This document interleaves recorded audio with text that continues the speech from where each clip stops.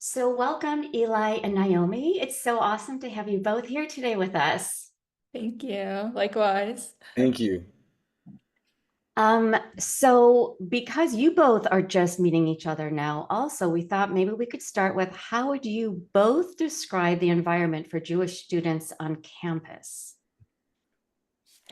Eli, do you want to, you want me to start? Sure. So I was a student. I graduated 2 years ago. So obviously the climate is very different now than it was when I was in school. And I always tell that to students right now. I cannot believe what you're going through. I feel so bad that you're in this position, especially to students who don't know how to stand up or are just scared of everything, which I do understand. So when I was on campus, there was anti-Semitism as well. A lot of my college was during COVID, so a lot of it was online also. But for me personally, what's a little bit crazy is the people that I was sitting with in classrooms, I was friends with them, I was in different organizations with them. After October 7th, I'm seeing them post all these crazy things about Jews. And in my mind, I'm like, I literally, like, I was sitting next to you in class, like, Jews aren't, I've gotten into a lot of arguments with people that I went to school with. So I would just say that the climate, I don't even know. It's shifted a lot. It's brought out the anti-Semitism and like the ugly in so many people. And unfortunately, it seems like a lot of students are just being indoctrinated and college campuses aren't holding them accountable. Yeah. Wow. Beautiful answer. I don't know how I could top that. Um, yeah, I never got to experience college without October 7th being a part of our lives because UCLA started in late September of 2023 and October 7th happened literally 2 weeks into my college experience. Um, Hmm. October 7th sparked a mass protests, anti-Israel protests all around the country, which have affected Jewish students in a very difficult and mentally exhausting way, right? A lot of Jewish students do not feel safe to walk around their college campus. A lot of these Jewish students purposefully take off their, Judaic jewelry or cover up, their yarmulkes. And it's very unfortunate that they have to do that, especially carrying the fact that, this country was built on Judeo-Christian values and we have done so much for this country, and yet we are seeing students, very naive college students, that are just doing everything in their possibility to make life very difficult for college students on campus. And all I can say is, I encourage Jewish students to continue wearing their Judaic jewelry, to continue wearing their yarmulkes, and being proud of their Jewish identity. I don't think we should fear anything. We cannot give them the time of day, right? They want to see fear in us, and we're not going to give it to them. Beautiful answer. I love that.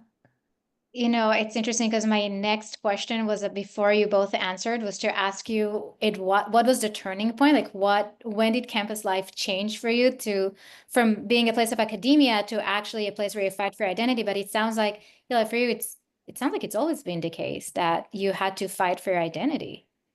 Yeah, since the very beginning. But I've found I figured out how to mix my, school life slash Jewish activist life, work-life balance.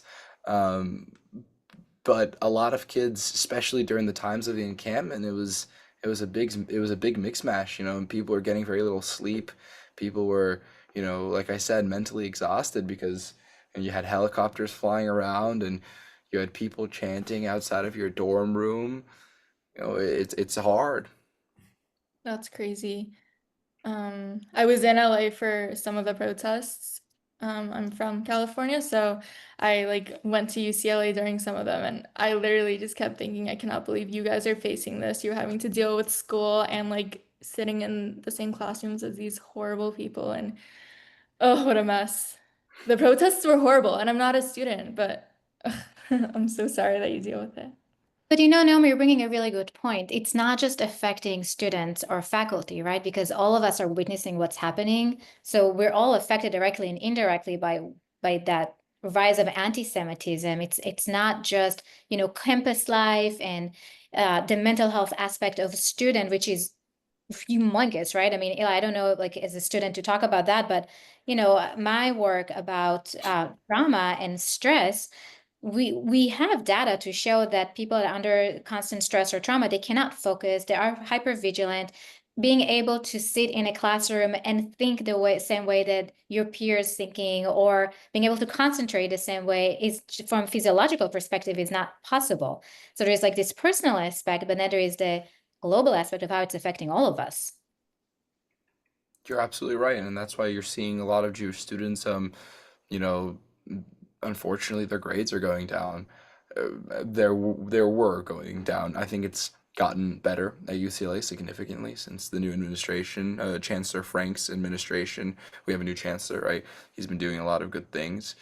But that being said, on other college campuses like Columbia, I wouldn't be surprised if Jewish students' grades are significantly worse right now, just because they don't have that, like you said, that mental energy to sit down and study, while at the back of their head, they're constantly thinking of all the people that are, outside in the quad that, want to see them dead. It's very unfortunate. Not even outside. One of my best friends goes to Columbia, and she tells me that in her class, people like wear keffiyehs. They literally come into class, disrupt the class, hand out what's it called? Flyers, anti-Israel, actually anti-Jewish flyers. So it's not even what's going on outside. It's literally in the classrooms, and it's horrible. Yeah, I mean, it's painful as faculty, and I'm teaching remotely. My heart races in faculty meetings, and I can't focus because all I'm thinking about, I'm looking in the environments, for safety, and I'm looking to see who has keffiyehs in the background. I mean, it's so hard to focus. It's impossible to be in your higher brain, when you're just thinking about safety. So, Right. Like you're I always on mean, guard.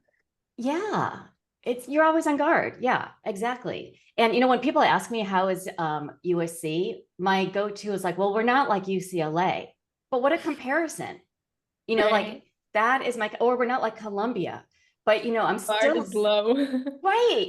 The bar is totally low. It's terrible. And I see you, Eli, on social media, and I mean, I'm so glad that things have been caught on video. Thank God, because it was just awful seeing what happened to you last week. And I know you both have experienced and witnessed instances where radical activism led to violence or exclusion of Jewish students. And I'm wondering if you both could share stories and how the environment and the culture and the policies reacted. Eli, go ahead. You had a viral video. I mean, everyone knows of that video, right? Gosh, I've talked about it so many times at this point. It's like I know every minute and second of that video. Yeah, I mean, I was trying to get inside I was trying to go to class, and they expanded the barriers of the encampment, and they started blocking out students that portrayed any signs of Judaism and Zionism. So the fact that I had a Star of David necklace, and that was it. I had no markings of anything Israel on me. It was just a Star of David necklace, and they didn't let me in. What? Oh, I didn't know that part. Wow. Yeah. No, obviously at this time they knew who I was, simply because Yeah. the last 3 days I was leading the counter protests of the encampment and had done speeches and was already going fairly viral. Um, you right, Jewish students, this entire idea of like Jew-free zones, right? They're not going to call it that. They're going to call it a Zionist-free zone, but we all know what that means, right? It's not an old phenomenon, right? We've seen this happen in Nazi Germany before, during like from 33 to, to 40 before Hitler started, grabbing all the Jews and actually putting them into, ghettos when Jews were I don't want to say normally living, but had still some ounces of freedom under the Nazi regime, right? There were still these ideas of Jewish free zones, and that's literally what we're seeing on college campuses right now. Um, Most recently, I was counter protesting. One of the protesters grabbed my flag. I ran after them. Then 8 of them like surrounded me and started like taking punches, and one of them tried to put me in a headlock. It's like I was fine in the situation. I knew how to get out of the situation. Unfortunately, the flag was lost, but that's just the reality that we've known that these protesters have been violent, right? But this was like a very clear video showing their violence. I hope other schools will be able to take the same steps that UCLA has taken. I hope that we'll be able to catch all of these, Kafia Karens and, arrest them. Except they weren't, I don't know why I'm saying Karens. These were like fully grown dudes I that were love not it. even, they were not even college students, a lot of them. They were like hoodlums coming from God knows where. Um, yeah, they need to be arrested, and the ones that are students need to be suspended and eventually expelled. You know what's crazy to me seeing your reaction is, Naomi, you're like nodding, knowing that some of them are not students. And I think a lot of people are not even aware that those people on those protests, some of them are not part of the university at all. Right. Well, like I went to the protests because I was seeing what was going on and I was like there's such a small population of Jewish students here. I feel like we need to show up more in numbers. So like I went with my friends, I went with my family, like just to like bring more strength in numbers. So I assume that's going on. That's what's going on with the other side. And yeah, it was crazy. They were like old men dressed as Hamas. Like I have videos of it. Whoa. Literally. Yeah. It's that's why when you look at a college campus that is secluded and in a more, rural area, they don't tend to have as much of a protester problem because the only protesters that they get are the actual college students, right? And those college students in those rural areas are probably not going to orchestrate a massive encampment that has 8 foot plank walls. um, but in this case in LA, it was very easy for them to do so. Same with, Columbia, New York, and other massive universities in big cities. So I think a very simple way that we could prevent this from happening is right, you need police immediately on campus the second you see any demonstration and you see anyone wearing keffiyehs demonstrating because keffiyehs is their symbolic it's the modern day swastika. You bring in police and riot gear and you dismantle the protests. So how do you feel that university is handling it now, like handling protests and anti-Semitism in general, and compared to other forms of hate and discrimination? I mean, you have a first-hand experience. I'm happy to share from outside, but if you want to share your first-hand experience. Yeah, I mean I've mentioned this before on the news just because I thought it would be something interesting to bring up. If you saw a bunch of people wearing, white coned, masks coming onto campus and chanting, racist slurs against black people, they would have been removed immediately. And if they were students, they would have been just physically unmasked and expelled that day, Yep. right? And you're not seeing that same initiative being taken when the hate is coming against Jewish students. And you got to ask yourself, well, why is that? Oh, well, it's because, these anti-Semites are disguising their hatred in forms of, no, no, no, we're not hating your race, we're not hating your religion, we're hating your political identity, which, they're claiming is allowed, but, we know that's not what they're doing. We know that's their undercover way of, you know, just being a textbook anti-Semite.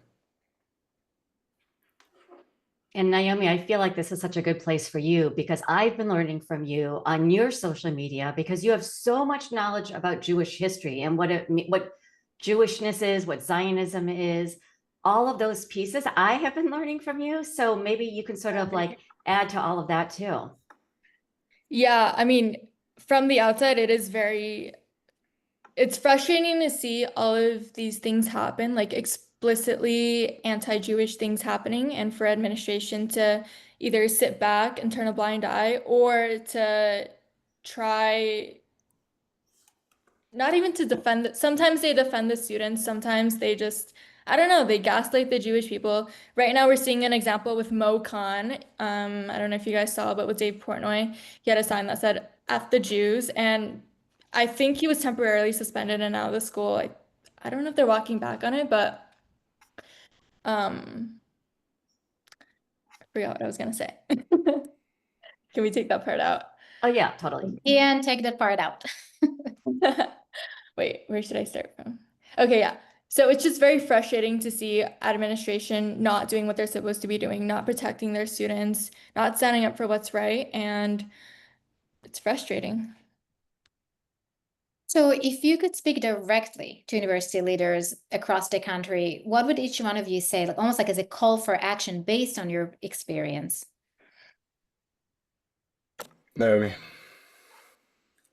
I would say that universities, especially ones with like DEI, and they're the ones who make the decisions when it comes to things like these, they need to be well versed actually in DEI, because I've had so many instances of, so I posted on my story a few times just asking students about their experiences with college, anti-Semitism, DEI, etc. So many people have messaged me saying that their DEI meeting, like the first one of the year, was held on Yom Kippur. Like, it's just so ironic. Little things like that. Um, I just think people aren't well versed enough on that, especially regarding the Israel and what's going on right now. People don't know the facts, and they kind of just say like, okay, free speech, everybody, you can say this, you can say that, like, okay, free speech. But that's not right. A lot of people in their free speech are literally inciting and supporting terrorists. So I think that a lot of education needs to be happening, not only for students, but also for administration, for DEI, for those who are held up and making the decisions for everybody. I love that you said all of that. I was part of DEI before October 7th, and I Mhm. actually didn't even include myself because at the time, I sort of didn't think that we had value at the table. Now, October 8th, I'm like, wait, my colleagues were not standing with me. Well, not all of them, but many of them were not standing with me. And so Mhm. I started advocating for Jewishness, anti-Semitism to be part of DEI. And I got pushback that we have, well, American Jews have light skin. So I, again, do not consider myself white. I'm a Jew who's white Mhm. passing. Because Mhm. of that, we are not included in DEI. So I am so happy that you said that, because I think, yeah, there's a big problem within, as we know, academia and what's being taught and how it's being taught. Yeah, I think there's so much nuance that people lack. You say that people just think you're white and okay, you're privileged, you don't need to be protected, all this and all that. The Holocaust was less than 100 years ago, and Jews were literally being persecuted because they weren't considered white. And a lot of people still hold that mindset. It's so funny because I go on Twitter, I see the anti-Israel crowd saying, "Get these white colonizers out of blah blah blah blah blah blah," and then I see white supremacists saying all these white Jews are infiltrating, and like Yes. anti-Semites should make up their mind. Yeah. And And win, either too wide or not wide enough. Right. It yes. doesn't make sense. And Eli, what are your thoughts? I think DEI needs to be banned completely. I think it's hurting minorities more than it's helping them. Um, I think we should be on a merit-based system. I think that's what this country, my parents came here with absolutely nothing. My parents were here when they were 13, so my grandparents are the ones that really came here with absolutely nothing, right? And my grandmother cleaned the floors and my grandfather worked in a library, and they got my mom into Berkeley, like my mom got into Berkeley just because she Wow. worked her butt off. Um, so, and I think it's unfair that just because somebody, falls into a racial category of what is considered a minority, yet they have been in the United States for 4 generations, they should be getting some type of, you know, boost, some type of help just because of their racial status, just because historically they have been oppressed. Our people have been oppressed for, over 3,000 years. I'm not asking for any uh I'm not asking for any help. I'm not asking to be part of any DI. I think DI needs to be banned completely. Mhm. I also think that I have friends, and when I realized that DI was like really terrible, it was a while ago, but quite recently I have a close black friend who said, Eli, it's unfair because I had a very high GPA in high school, and I know I got into UCLA because of because I'm smart, but I wonder if people think that I'm a DEI pick. And when he said that, I felt so bad. I'm like, geez, that's something horrible to think about. So yeah, like I said, I think DEI does a lot more bad than it does good. Like a lot of initiatives that are under, I think the framework of social justice, the way it's being politicized has been specifically harming Jews. So as you know that I do this work regarding the danger of decolonization therapy, which is apparently the thing. But it's not our social justice, right? As psychologists, we need to stand for everybody and to fight social justice everywhere. But I think what's been happening that again and again, Jews have been out of those places. We've been fighting for others in those areas, but we were not included as people that are, that should have some compassion to, that need the support as well. We haven't been, nobody's looking at it as a marginalized group as well. So those initiatives, while meaning well, are actually harming because they're not taking into account the intersectionality of being Jewish. And Absolutely. so you raised a really good point, and you're doing so many media appearances. What messages do you think that are still being misunderstood or ignored by the broader public? Just messages in general. Could you Yeah. clarify? Yeah, so from all the media stuff that you've been doing, social media and the news and all of that, what do you feel like people still don't really get?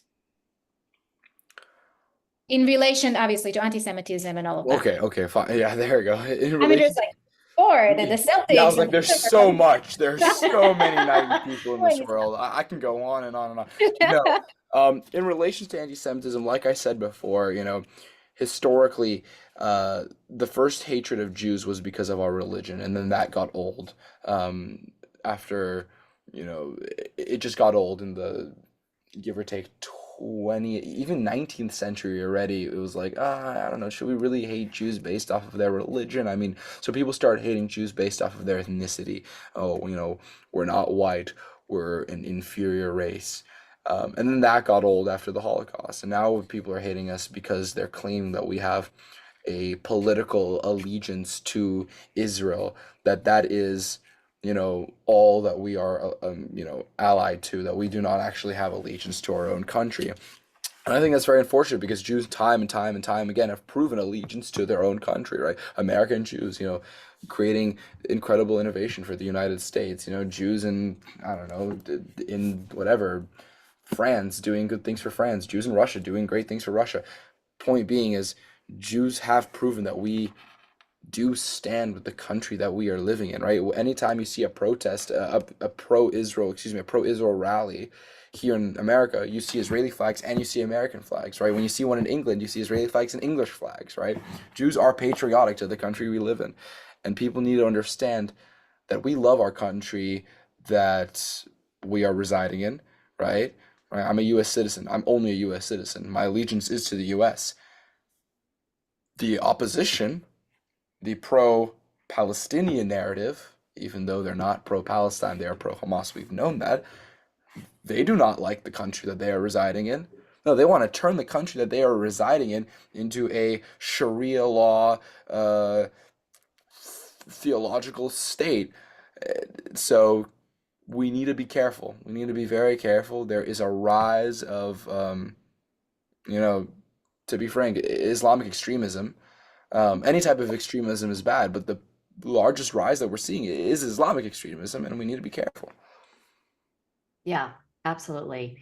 And I think you're so brave for saying that, because I think there's a lot of fear of people making that statement of like, oh, now you're Islamophobia. I mean, all the Islamic phobia, it's terrible. And we've had people who are former radicalists, who are saying the same thing as you and still identify with being Muslim and not being radical. And I think it's interesting because you and Naomi, who are just meeting today, actually are such a good yin and yang, to be honest, as I'm like thinking about what you both do, like on your social media. Because Eli, you're like in it, the videos, you're showing the violence that is happening to you and to students in general.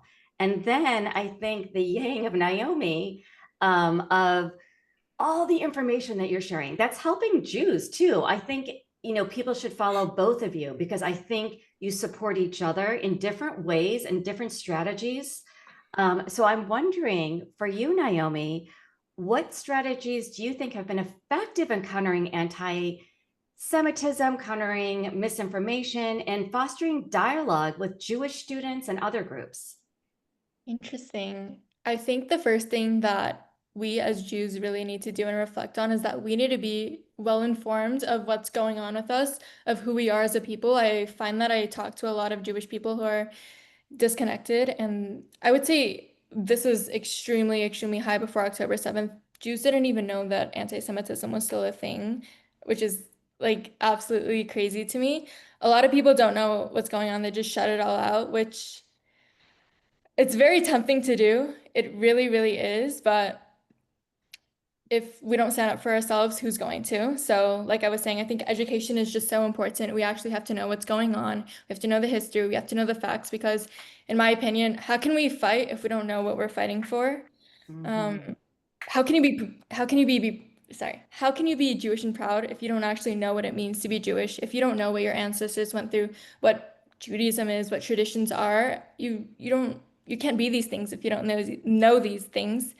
And one more thing that I've been trying hard to do, which I think is very hard, is shifting the narrative from being constantly on the defense to owning the story and owning the narrative.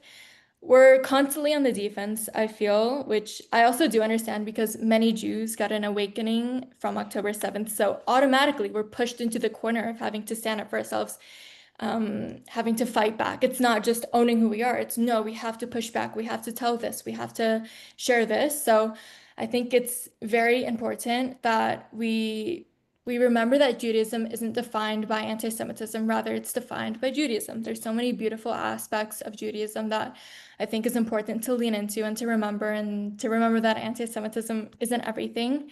And to fully answer your question now as to how we can foster unity with other people, part of me wants to say, I don't know. I've had so many conversations with people and I feel like I haven't changed minds just because they're so brainwashed and indoctrinated. It's a little bit hard. One girl, I was literally best friends with her kindergarten through the end of high school. So like 12 years. My mom would constantly pick her up from school, drop her off. She'd have sleepovers, come to my house, whatever, all these things. After October 7th, she's posting completely anti-Jew. I DM'd Wow. her like, hey, like genuinely asking, like, where are you getting all this from? Why are you reacting this way? Why haven't I seen you stand up for the Jewish people a single time? And her answer is, I want to give all my resources to Palestine because they're going through worse things. And like, okay, if you want to stand up for Palestine, sure, you can do that without demonizing the Jewish people. I don't know, it's very obvious that people sometimes use standing up for Palestine to just have an excuse to demonize the Jewish people. And anyway, she started sending me infographics about what it means to be Jewish, Judaism. So this is what I'm saying. It's very important for Jews to know who we are. If I didn't know who we are, if I wasn't so strongly rooted in like Jewish traditions, Jewish history, whatever, maybe I read it and I'm like, wait, she's right. My people are committing, all these horrible things and whatever. But it wasn't like that. So um, yeah, I don't know. I wish I had Wow. a good answer. I would just No, that's say, the perfect one, actually, because you're bringing up, Naomi, a very interesting point. When I do talks to mental health providers and education about how to combat anti-Semitism in K to 12 and working with clients, there's the part of Eli, it's like, that advocate and help and be loud about it. And there's the pride piece of it as well, which I think what you're talking about, because I think what's been happening in schools, which then leading to campuses, is that they don't understand Judaism and then they flatten it, right? So I mean, what you learn in K to 12 is you learn about the Holocaust, for example. Well, that's not everything about Jews. Why are we not learning about like Ruth Bader Ginsburg? Why are we not learning about like people like in Judaism and celebrating it? Like celebrating the pride part of Judaism is so important because then you start seeing us as people, as human beings that have something to give back to society. So I believe that both of them. I love what you said, Susie, about Yin and Yang, because I do think that both of you represent exactly that, like how to do activism in a way that is fighting for who we are, and knowing who we are is a huge piece of it as well. And I think to your point about the friend, if you still call her a friend, the fact that she's telling you what is Judaism, who is Jewish, and how to look at yourself. This is, I mean, we constantly say it about, this is anti-Semitic. No, it's not. It's not anti-Semitic. It's just anti-Zionist. Like the defining to us who we are and what we're experiencing is traumatic invalidation. Yeah. Yes. Yeah. And this would never be okay in another group. No other group would be like, oh yeah, tell me what my identity is. Tell me what that means. That would never be okay. But I think that's also part of what I say. Like, we can't always be on the defense. We have to be telling the story. But a lot of people Yes. just didn't get the chance to do that because they only started like connecting after October 7th, which like everyone's story is valid, but like that's the reality. I'm that person. And so I, on October 8th, was like playing catch up. I was reading everything. I'm following you. I was like in awe with Eli having like so much bravery of what you were doing with your activism, because I was scared. I did not have a Star of David until like October 8th, basically, which I wear all the time now. But I was like, it's so small. But that was like how I was coming out. I was coming out in like a small way. And now I'm looking for like a bigger one. But it just has taken me time to catch up, and I'm catching up with history to change the narrative. So like you said, Naomi, I'm not on the defensive, which I have been. It's no, I'm grounded, I'm rooted. I was raised culturally. So I have it in my blood, in my DNA. I'm just trying to play catch up. And I'm so grateful for you both, the yin and yang, because you both have been so helpful in my education, and just giving me courage to like rise up with you both. I have to I'm so say, happy to hear that. you said you're looking for a bigger one. Is this, Oh my God, I love that. yeah, And it's over. right? I I'm love waiting for the it. perfect moment for this one. Imagine. Wait, where did you get Oh, that from? Some Curious. guy just gave me like a bunch of Wait, I got one. I was at a protest in LA and he was wearing a huge one just like that. And I was like, I love your necklace. And he took it off of him and gave it to me. same what? guy. Is it the Same same guy. guy? Same Oh my guy. God, No can we way. read this? Yeah, so Eli was holding a huge David necklace, by the way, for those of you who are not watching it. Wow. Well, okay, so I'm bringing it back for a second for this intersection between anti-Semitism and radicalization. And Naomi, you mentioned before about, seeing Jews and sharing our story. And I'm wondering if either one of you encounter those radical ideologies, either side of the spectrum, right? We talked about how it's like the far left and the far right. We get it from everywhere. Did you notice how, if they're trying to manipulate Jewish pain, are they using it? Are they using it to their benefit? And if so, what do you do to push back against that propaganda?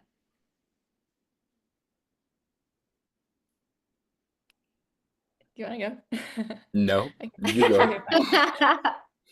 So this is something that I constantly on social media. It's the use of language. I'm constantly seeing SJP, if not now, all these other organizations use Holocaust, use genocide, use things that specifically refer to the Jewish experience to invalidate our experience and to shift it to their own. It's like they've taken over what it means to be Holocaust. I don't know. On Holocaust Remembrance Day, I posted something about the Holocaust, and my entire comment section is there's a real Holocaust going on right now. That wasn't the Holocaust. Right now, there's a genocide going on. It's like all of these words are used to invalidate the Jewish people. So I think that is a way of manipulating pain because, I mean, the Holocaust isn't the only example. Ghetto came from the Jewish people as well when Jews were forced into ghettos in the Holocaust. Obviously, that's a different meaning right now, but um,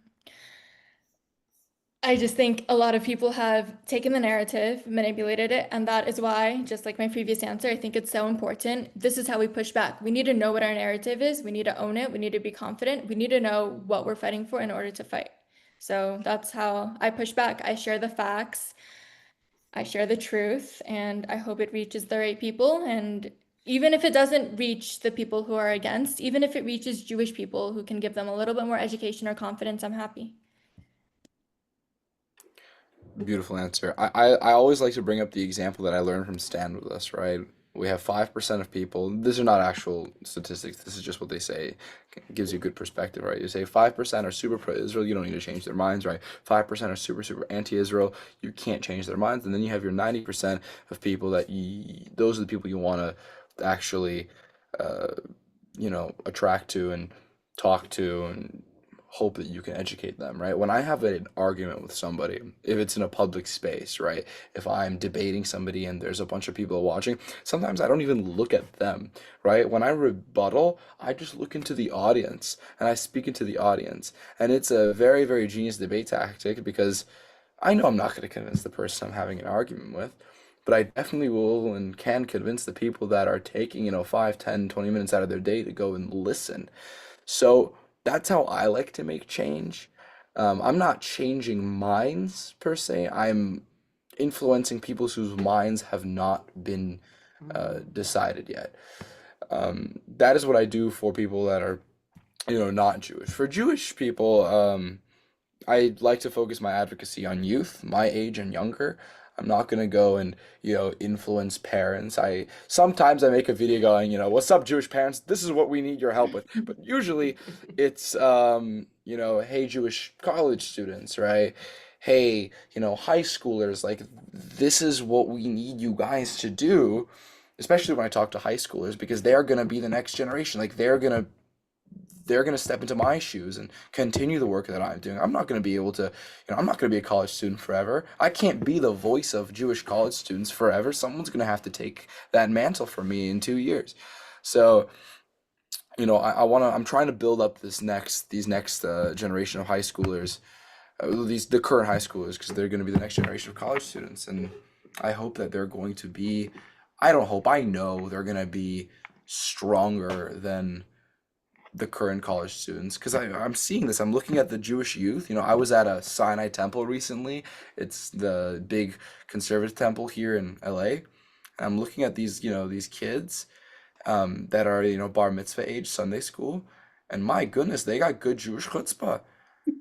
And Yeah. that's what I want to see. I need you on my speaking tours when I go to high schools. Like, Yeah, help me same. build them up. Would love to. That's a Yeah. great tactic. I think it's the right way to go. I also agree that it's very important to be reaching the younger generation. Yeah. And Eli, you said something about when you were doing the stand with us percentages that I know are not percentages, but just like a mindset. One thing that you said that I was like, that's so true. The people who have not been radicalized. And it's fascinating because one of the people we interviewed who was a former neo-Nazi, he said the best thing that someone can do when a question is asked to them is to respond, I don't know, because then you know that they have not been radicalized, that they're saying, I actually don't have that answer. So when you're like debating with someone who's not going to say, I don't know, you're so right that you're looking into the audience because there's going to be that percentage that really doesn't know and is curious, and engaging with curiosity are people who have not been radicalized. Absolutely. Absolutely. Wow, look at that. They give me a thumbs up on my screen. Um, Who agrees with you? my I agree. Um, for those of you who aren't watching on the Zoom meeting, there was a random thumbs up that just appeared. Yeah, that was really random. Um, and so, Naomi, I'm wondering if you can share what inspired you to start Jewish Pride Always, and how has your own identity shaped that decision? I know you were loud and proud as my gut prior to October 7th. So I'm just curious about who you are today and who were you maybe even before? Yeah, sure. So I've always been loud and proud. I've worn a Star of David necklace. I think since I got one as a gift when I was 6 from my parents, and I've never gone a single day without wearing any Jewish jewelry. So there's that. About Jewish Pride Always, I started my account in 2020. It was a COVID project. I was home from college, just trying to figure out what to do with my free time, and I started it. It was nothing serious at first. I just posted like fun facts, quotes, harp music, whatever. It was just fun. It was COVID. And I think this was in August 2020. There was a big fire at the University of Delaware's Chabad, and I believe that it was the second time that it was burnt down by arson. And this is again in 2020. So this is at the height of all the social justice movements. So I'm here thinking to myself, this huge incident just happened. I'm not seeing a single person post about it. I'm not really seeing it on the news. It's only really covered by Jewish media. And in my mind, I'm thinking, all my friends from college, every single day, they're posting, if you don't speak up about XYZ, you're a horrible person. Silence is violence. All of these things, stand up for minorities. I'm thinking to myself, Jews are a minority. We're 0.2%, no, we're 2% of the United States. And at the time, the FBI had reported that Jews were on the receiving end of 60% of all religious hate crimes. So in my mind, I'm like, this is crazy disproportion. I'm not seeing anybody speak up about it. It's very ironic that all these social justice warriors claim to care about what's going on and they're not saying anything. So since that point on, I started sharing about anti-Semitism and turning my page into what it is today, sharing more about serious topics. And the space has definitely grown so much with myself, but also with the entire Jinstagram, Jewish Instagram. Uh, a lot. That I love that. Yeah, so when I started in 2020, there honestly weren't so many other accounts like mine. I'd say less than 20 people solely posting about Judaism or making their account just about Judaism. So now, as you guys know, the space is completely different. So I think I've also changed a little bit, and not to say this again and again and again, but before when I started my account, I was one of the only people posting about anti-Semitism. So at that time, I kind of felt like I was a little bit of a news reporter and I was the only person like sharing this. So I was very on top of it. Every little anti-Semitic incident I would share, I'd educate, what does this mean? What does this mean? Whatever. But now I feel like so many people have entered this space. There's so many different voices, and it's been really draining for me. It's been 5 years of just craziness. So I've put a lot more effort into kind of just owning the narrative and trying not to constantly be on the defense and just educating people, sharing about the beauty of Judaism, and of course, sharing about anti-Semitism as well. That's important, but not making it my entire identity, which that's what it felt like a little bit before, because again, I was like one of the only people at that time speaking up and posting about it. So that's what it became. And as for my own religiousness, whatever, like I mentioned, I've always been a proud Jew. My parents have always instilled that in me. My family is very involved, but I was more of a traditional Jew. And in the past few years, I started keeping kosher, I started keeping Shabbat. And for me, it's just, I felt so much more connected and it's helped my life so much. And Shabbat, not being on my phone, it's amazing to not have to see the news. Literally, it's one of the best parts. Yeah, I mean, yeah, everything you said and more. And, I started like incorporating, like, I'm lighting the candles. I haven't stopped looking at the phone, but I know that like my mental health would be so much better if I did, because I do get, super activated. And I try not to do it before I teach a class, but to do it for, Shabbat. I mean, that sounds like a dream that I hope that I can sort of meet you there. And as we're talking about mental health, because this is clearly taking a toll on all of us, what kind of mental health support do you both believe Jewish students need right now? Wow. What do I think Jewish students need right now?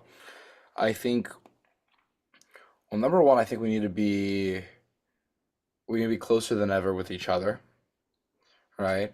I'm very fortunate that I've noticed how my friends group has shifted after October 7th. Most of my friends are Jewish, and it's very easy when you're at the dinner table and we can talk about anything we want, knowing that no one's gonna give us any, strange stares.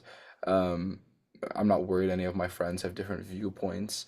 I'm not saying you shouldn't be friends with people with different viewpoints. I'm just saying we need to stick close with each other, Yeah, right? have like I think Jewish students should go learn self-defense, just like it's the truth. Go take a Muay Thai class. Go take a Krav Maga class. It's not hard. It's a couple hours out of your day, a week. Why not? You'll never know when you're going to be in a situation like I was, where you have to, push some people away in a very nice way, I right? took one after October 7th, me and a few other moms. Oh, you did? Yeah, because after the October 7th was such a huge trigger, and then the rise of anti-Semitism here. I'm like, yeah, I mean, I know some Krav Maga. I need some refresher about it because of that. Like, I want to be able to defend myself. Yeah. Sorry, I cut you off. Eli, keep going.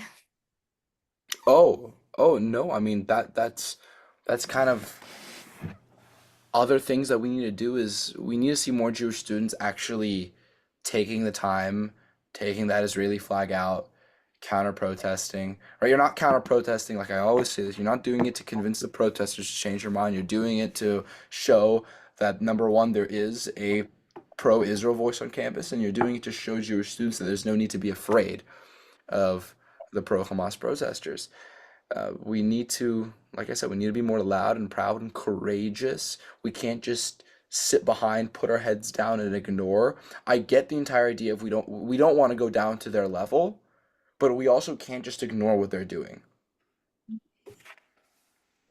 I completely agree with all the points that you said. I think having a community is so important, like building and strengthening that community. It just makes life so much easier. Like you said, like when you have friends that you know what you're experiencing and like won't judge for that. And I also agree about standing up. I can think of a lot of Jews that should be standing up, and I understand that it is a hard time, but what I like to think is that we're in this together. We're in this hard time together. So as hard as it is to show up, maybe you're scared of having an Israeli flag, you know that somebody like Eli, you're out there with your Israeli flag, and I'm sure you're inspiring students to come out and be a little bit less scared. So then with that in mind, the power of the community and what can we do as Jewish people, what do you think that allies can do? What can, if we have allies, what would you want them to do? What's been missing? We absolutely do have allies, right? It's not a matter of if right? We know that in America, most of the country, a super majority of the country supports Israel's right to exist, right? Sure, unfortunately, that number is slowly changing because the younger generation is becoming more and more brainwashed. Um, you know, our Hillel here at UCLA, like we literally are like allied with like different like student clubs that are like like the Indian Student Association, right? Like they're great, right? You got to reach out to your allies, invite them to your parties, invite them to your Shabbat dinners. You always want to lend a helping hand to them. What the other side is doing very well is that SJP is always, protesting for other causes, right? If there is like a labor strike, like SJ, you see a bunch of students walking in keffiyehs. No, they're in every single protest. They are. They know how Hijacked to they know how to, make allies. And, we do as well. We just need to be doing more of it. Well, to Yeah. your point, Eli, they're protesting, but they're not really, a lot of them are not doing. I think what you're describing is you're also doing, you're not just standing with, you're helping. And I think Absolutely. that's actual allyship. Yeah, we're not going to go and, I think it's very stupid. Like, you're not going to see any Jewish students randomly going in and going on strike with the cafeteria workers. Like, number one, I don't think the cafeteria workers want that, right? I really don't think the cafeteria workers want to see a bunch of students in keffiyehs helping them strike, right?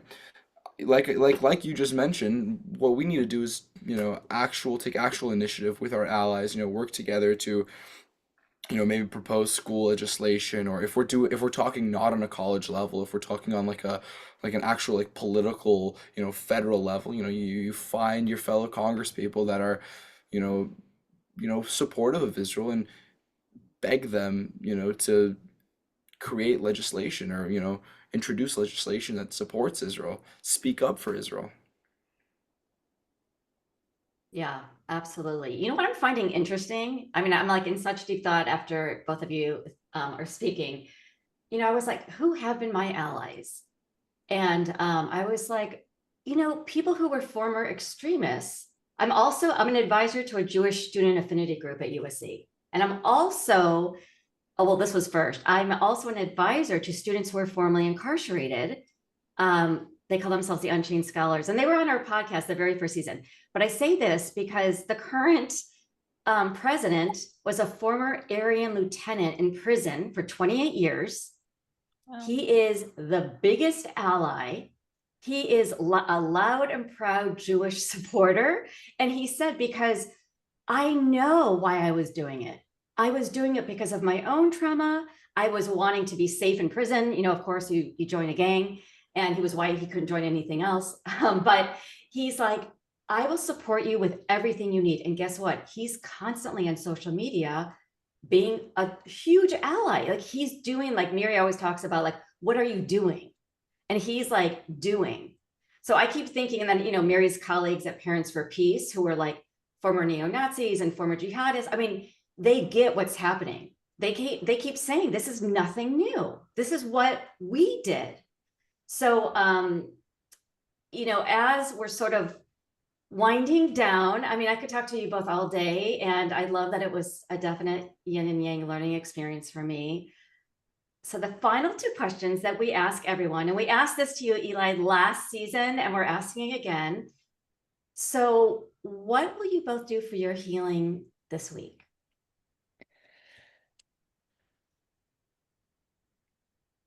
I don't even think about that. I don't know. I was planning on going to the gym. I don't know if that counts. I've been procrastinating all week on that, but I'm gonna make myself go, especially now that I'm telling you guys. We're gonna hold you accountable, Naomi. You have Okay. Well, follow up. But you know Yes. what I saw on your social media, Naomi, that I wondered if this was part of your healing too, because I was like, oh my God, your harp playing. I mean, is Yeah, that part of your healing? definitely. But my harp is in California, like at home, so I can't reach that. But I also play the piano, and they have like tons of public pianos around Israel, so I do go and play on those, which is like super therapeutic for me, especially when a lot of old people come up and they really like it. I love that. Eli, what about you? Muay Thai. What is Muay Thai? Is it like a type of Krav Maga thing? No, it's like it's striking. It's like your most like striking, you know, elbowing. It's like the most it's like the best street fighting martial arts from Thailand that you could ever Oh, do.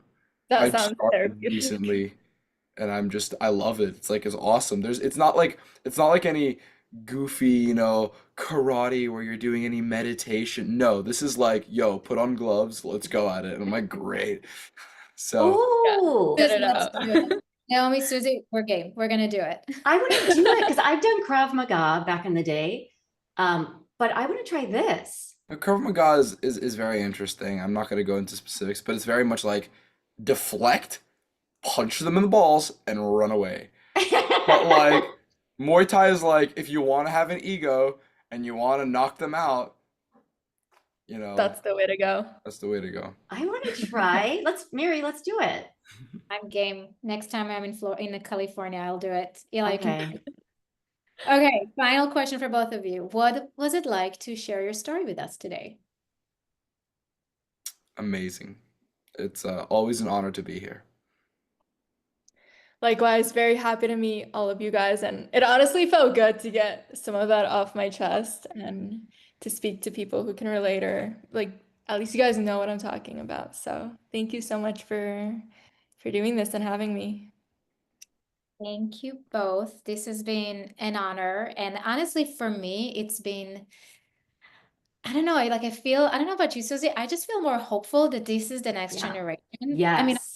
making me feel really old because I hear all this different, you know, snippet of like, ooh, Jan Scrams, like, what is this? I need to Google. What do you mean? But on the other hand, like knowing that this is the next generation of leaders in the US give me hope that we're good. We're going to be good. There are people like you. Yeah, I agree. I love both of your heartbeats. I love the power that you both exude in intellect, in facts, in the narrative. I mean, I really look forward to being like both of you once I catch up. I don't even know if I'll ever catch up to both of you, but you both have been super inspiring to me, and just, yeah, the most beautiful heartbeats. Miri, you text. Okay, now this is an Ian edit right now.